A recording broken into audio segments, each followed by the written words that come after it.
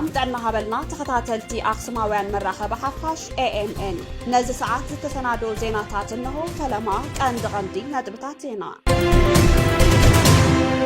ውድብ ወለዶ ትግራይ መሃያ ሰራሕተኛታት መንግስት ትግራይ ንምኽፋል ዝሕግዝ ዘተ ንምክያድ ንዝምልከቱ ኣካል ደብዳቤ ኣቕሪቡ ጽምዶ መዛዘም ዕላማ ዘይብሉ ዓቕለ ጽበታዊ ርክብ ምዃኑ ተነጺሩ ኣብዚ እዋን ምዕራብ ትግራይ ኣቤድ ዕጡቓት ኣምሓራዶ ኣቤድ መንግስቲ ኢትዮጵያ ብትኹረት እንሪኦ ዜናዊ ዛዕባና እዩ ነዳድ ብምቁጣብ ንመሰረታዊ ነገራት ጥራሕ ንክውዕል ቀዳማይ ሚኒስትር አብይ አሕመድ ኣተሓሳሲቦም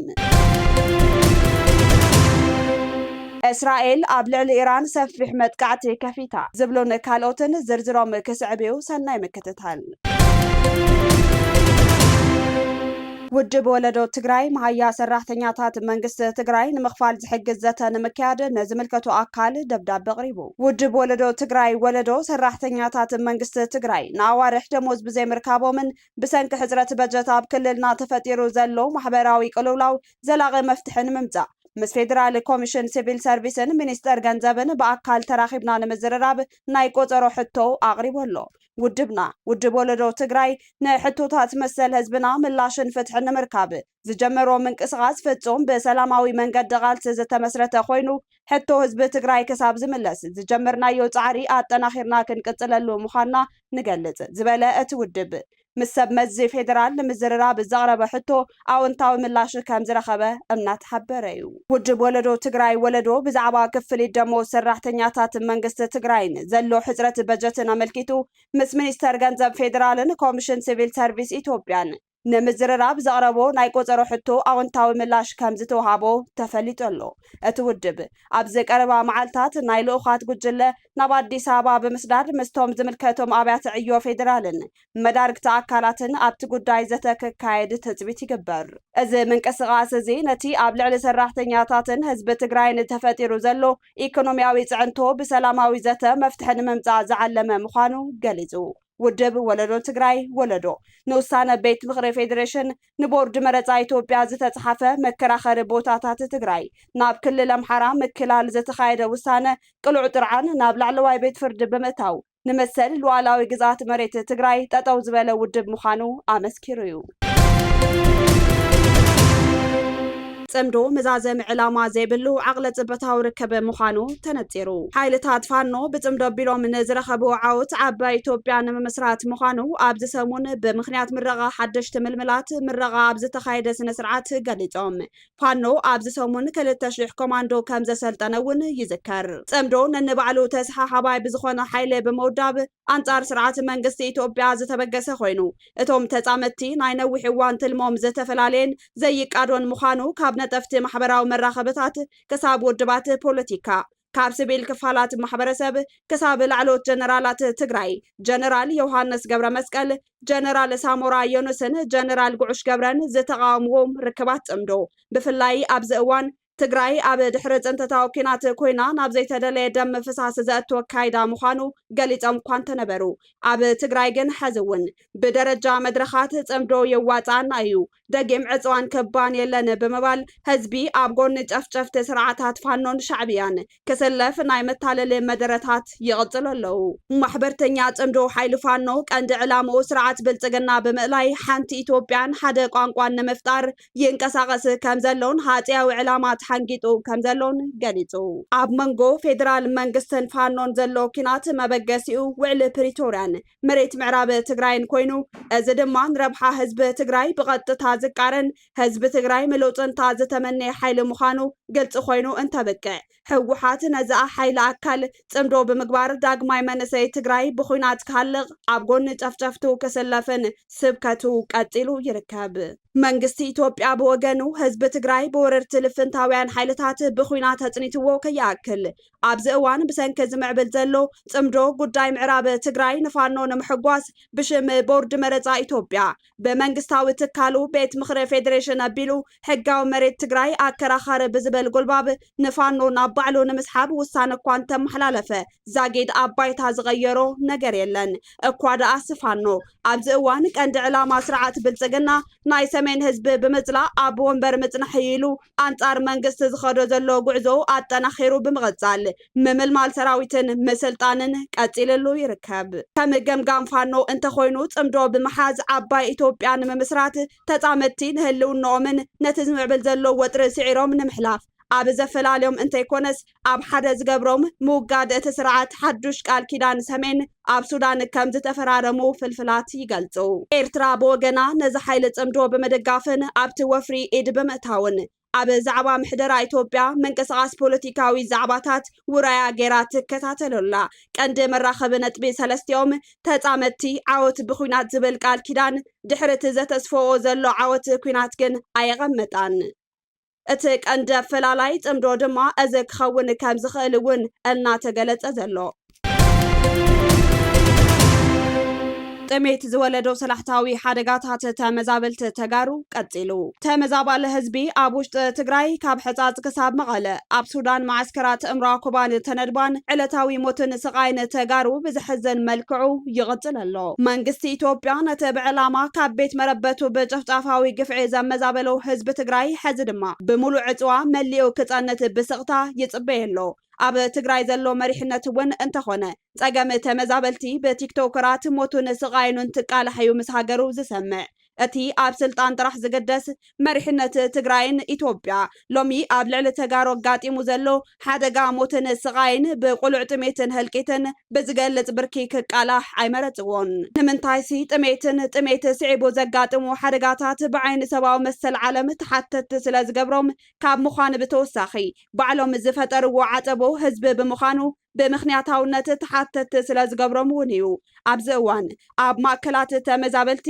ብናፍቕ ቤተሰቦምን ዓዶምን ዘሳቀዩ ኣሽሓት ተመዛበልቲ ስቃዮም ዘድምጽ ውድብ መንግስቲ ኮነ ዓለም ለኸ ትካላት ሰብኣዊ መሰላት ቆላሕቶምን ካብ ጥሜትን ዓፀቦን ተመዛበልቲ ናብ ፖለቲካን ዓለማዊ ጎስጓሳት ኩናትን ተጸሚዶም ኣብ ዘለውሉ እዋን ኣብ ትግራይ ቅድሚ 5 ዓመት ኣቢሉ ዝጀመረ ኩናትን ስዒቡ ዝቕጽል ዘሎ ሰላሕታዊ ጥሜትን ሞትን ተረሲዑ ኣብ ማእከላት ተመዛበልቲ ዕለታዊ ቀብርን ሕማምን ልሙድ ኮይኑ ቀፂሉ ናይዚ ምርኣያ ድማ ናብ ሕጻጽ ማእከል ተመዛበልቲ ዝወስደና ሓደ ምሕዘን ፍጻመ ንረክብ ማማ ምጽላል ኣብ ሕንጻጽ ኮይነን መዓዝዩ ናብ መረበተይ ዝምለስ እናበላ ተስፋ ሰላም ጸሚእወን ማዕዲ ቀሪበን እኽለማይ ካብ ዝቋደሳ 5 ዓመት ዝመልአን ማማ ምጽላል ጥሜትን ሕማምን ኣብ ወርሒ ጥቅምቲ 2018 ዓ.ም ተዛሪዮም ዓርኪ ማስ ክገብርወን ከኣሉ ነዚ መደንገጽ ጥሜት ተመዛባለ ህዝቢ ኣብ ሕጻጽ ግብረ መልሲ ንምሃብ ዝተንቀሳቐሱ ቲክቶከራት ንማማ ምጽላልን ካልኦት ሰለባ ጥሜት ዝኾኑን ተመዛበልቲ ብጽባጽ ጽማቕ ክዕንግልወን ዘርኢ ምስሊ ዜና ምስ ተዘርግሐ ሕጻጽ ኣብ ሰላሕታዊ ሞትን ጥሜትን ምህላዋ ብዕሊ ተቓልሐ እሞ ማማ ምጽላልን ከምአን ዝመሉ ተመዛበልትን ብሓገዝ ለገስቲ ብዝተወሰደ ተበግሶ ድሒኖም ይኾኑ ዝብል ተስፋ ከይሰመረ ተሪፉ ማማ ምጽላል ብምኽንያት ልፍንታዊ ወራር ተመዛቢለን በጥሜትን ዓጸቦን ካብ ህይወት ተመዛባሊ ከይተናገፋ ካብ ዝዓለም ብሞት ተፈለን እዚ እቲ ብውሕዱ ናይ ብዙሓት መከራን ስቃይን ተመዛበልቲ ዝገልጽ ዜና ተመዛበልቲ ክሳዕ መዓዝ እዚ መከራ ክሽከም ብህዝቢ ዓለም ቆላሕታ ክወሃቦ ዝግባእ ውራይ ተሓለቕቲ ሰብኣዊ መሰላት ዓለም እዩ ኣብዚ እዋን ምዕራብ ትግራይ ኣብ ኢድ ዕጡቓት ኣምሓራዶስ ኣብ ኢድ መንግስቲ ኢትዮጵያ መብዛሕትኡ ትግራዋይ ስለ ምዕራብ ትግራይ ዘለዎ ረድኤት ተስፋሕፋሕቲ ሓይልታት ይውፅኡ ክብል እዩ ዝድመጽ እቲ ግዝኣት መሬት ትግራይ ኣብ ትሕቲ መንግስቲ ኢትዮጵያ ዘይምዃኑ ግን መረጋገፂ የለን ኣብዚ እዋን ድሕሪ ብሄራዊ መረፃ ቦርድ ኢትዮጵያ በቤት ምክሪ ፌደሬሽን 5 ናይ መረፃ ክልላት ኢሉ ውሳነ ዘመሓላልፍ ሓደሽቲ ምዕባለታት ክረኣዩ ጀሚሮም ከም ዘለው ካብ ከተማ ሕሞራ ብቅርበት ስለ መሬት ምዕራብ ትግራይ ዝከታተሉ ተጋሩ ገሊጾም እቲ ንባዕሉ ኣመሓዳሪ ዞባ ወልቃይት ጸገዴ ሰቲት ሕሞራ ኢሉ ዝጽውዕ ኣይተ ሸቴ ደመለውን ምክትል ኣመሓዳርን ሓላፊ ጸጥታን ኮሎኔል ደመቀ ዘውዱ ድጉል ናይ ስልጣን ንሕንሕ ምጅማሮም ተፈሊጡ ኣሎ። እቲ ዞባ ብምባል ነቲ መሬት ምዕራብ ትግራይ የመሓድር ኣለኹ ዝብልን ካብ ትእዛዝ ቀዳማይ ሚኒስተር ኣብይ ኣሕመድ ወጻኢ ሓንቲ ቃል ናይ ምምሕዳር ኣብ ወረቀት ጽሒፉ ዘይፈልጥ ኣይተ ሸቴ ደመለው ናይቲ ዞባ ወልቃይት ጸገዴ ሰቲት ሕሞራ ናይ ብልጽግና ተወካሊ ኮይኑ ስሩዕ ናይ መረፃ ኣንፈታት ከሳልጥ ትእዛዝ ከም ዝተውሃቦ ፍልፍላት ሓበሬታ እቲ ዞባ ሓቢሮም። ብኻልእ ገጽ ኮሎኔል ደመቀ ዘውዱ ትግራዋይነቱ ከም ኣሉታ ተጠቒሙ ካብ ሓላፍነት ምክትል ኣመሓዳሪ እቲ ዞባን ሓላፊ ጸጥታን ኮይኑ ዝሰርሖ ዘሎ ስራሕ ክምንጥል ምስ መንግስቲ ኢትዮጵያ ስልታዊ ብዝኾነ መንገዲ ይሰርሑ ከም ዘለው ዝተገለጸ ኮይኑ መንግስቲ ኢትዮጵያ ኣብ ምዕራብ ትግራይ ብስም መረፃ ናብ ትግራይ ኢዱ ብምእታው እቲ ካብ መዝረሕ ሓይልታት ኩናትን ወጻኢ ትግራይ ከም ሰማይ ርሒቓቶ ዘላ ኣብ ትግራይ ብዝቕድም ምትእትታው ዝጅምር ካብ መሃብ ውሳነ ደብዳቤ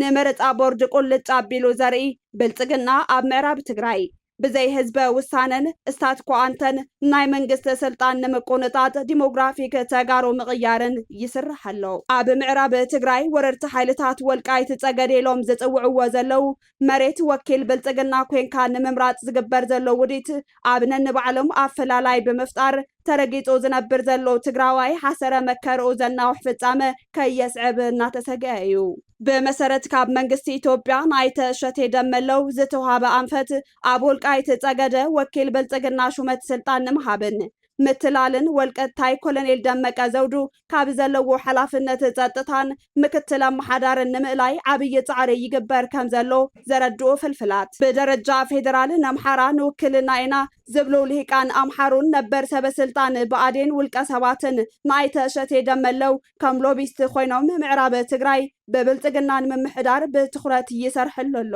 ኮሎኔል ደመቀ ዘውዱ ንስልጣን ዝገብሮ ንሕንሕ ንመስርሕ ብልጽግናን ኣይተ ሸቴ ደመለውን እንታይ ምላሽ ይህብ ዛጊድ ገልጽ ዝኾነ ምንቅስቓስ ኣይርኣየን ዝብሉ ወሃብቲ ርእቶ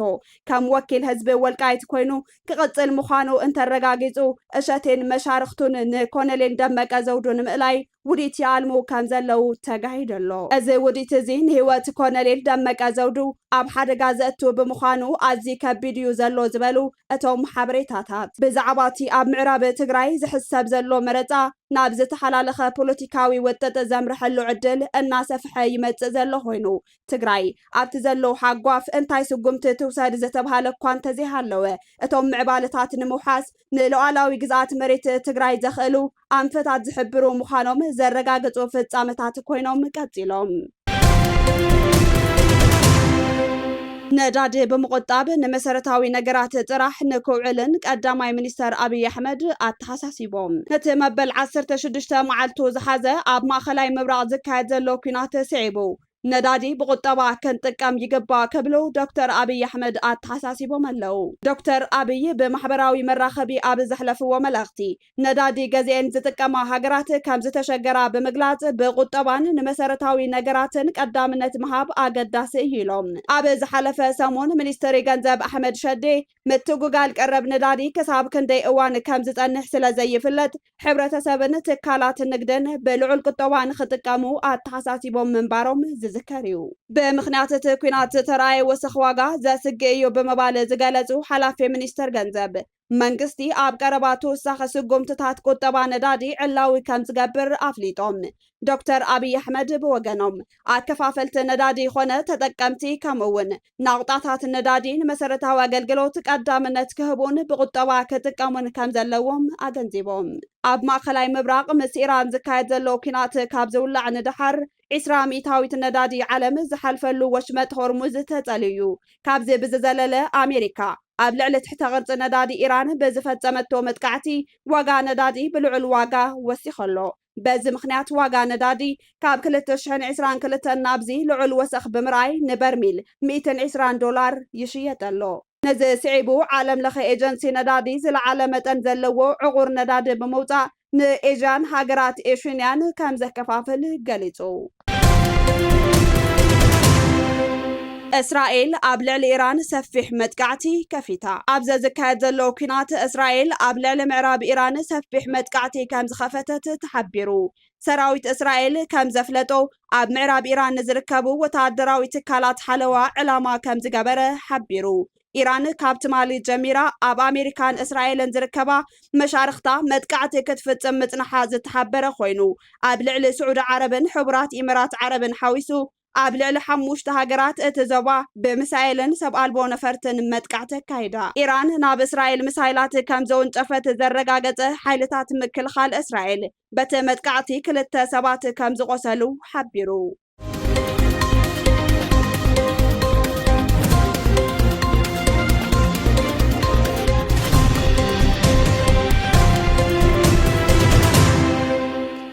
ካብ ኣክሱማውያን መራኸቢ ሓፋሽ ናይዚ ሰዓት ዜናታት ክትከታተሉ ጸኒሕኩም ንምክትታልኩም ነመስግን ምስ ዝተረፉ መደባትና ሰናይ ግዜ